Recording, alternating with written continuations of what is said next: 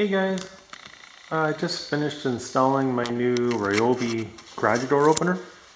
It's the one that has the add-on modules with the Wi-Fi capability. Just a couple things I want to talk about that will hopefully help anyone else that's installing one of these. First thing is this quick start reference guide. It's a one-page reference guide to help you kind of do a quick install. As soon as you see this, throw this thing in the garbage, because there's a couple things that it misses and a couple things that are different than in this regular operator's manual.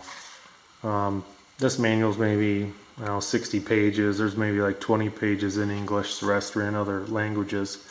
But go by this only. I tried programming my remotes and it didn't work off of this quick reference guide.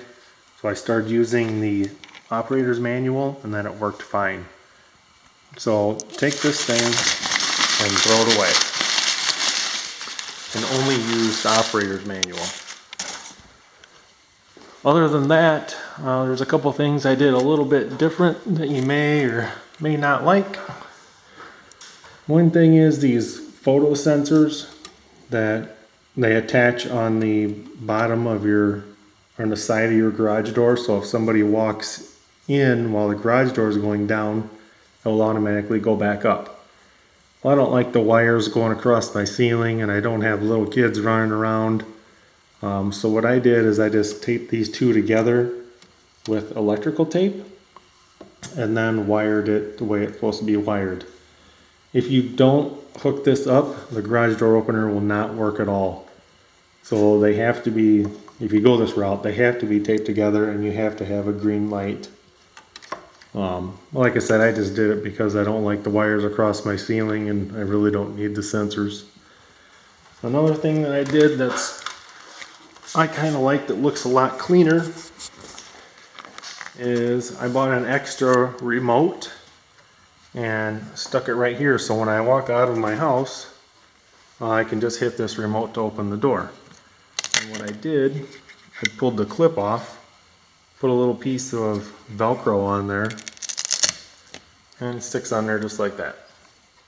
Now that to me looks a lot better than if you were to hook up this module, which is a keypad. It's got a light and about 50 feet of wire.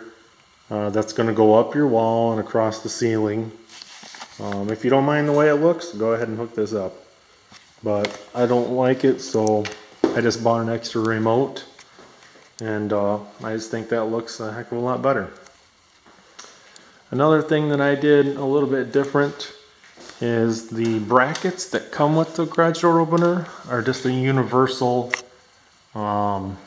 a whole bunch of holes, and you kind of pick what hole you want, and it looks kind of crappy to me. So Home Depot sells this polished aluminum diamond plate, and what I did is I just bent a 90-degree angle in it, drilled the two holes that go in my ceiling joists, and drilled the two holes where it's going to mount to the garage door opener. Right there and there. And I think that looks a whole lot better than those cheap brackets that come with it. Let's show you what it looks like here on the side.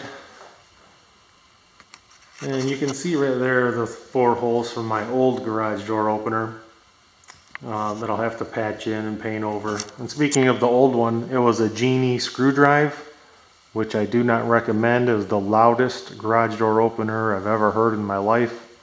It lasted about 13 years. The lights on it are dim. You can only put like 40-watt bulbs in it. It's got a really bad light cover, so you don't get hardly any light off of it. So the light off of this is much better. The install is cleaner. It is a little bit heavy, so be careful when you place it on top of your ladder. I actually put a little dent in my photo sensor there. It doesn't hurt it, it still works just fine, but just be very careful because it is a little bit heavy and you don't want to damage that glass covering the LED lights. So there's a couple things I did a little bit different, and hopefully throwing away that quick reference guide will help you guys, because it leads you kind of down the wrong path in a couple areas. I just want to give a little quick demo of the sound that it makes, or the sound that it doesn't make, because it is extremely quiet.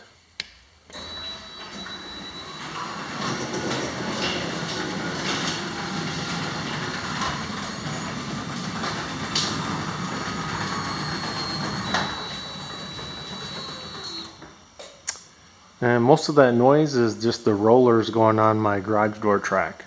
But this is the quietest garage door opener I've ever heard from any friend's house, any other place I've ever been to. I've never heard a garage door opener this quiet. Let me hit the button one more time when it closes.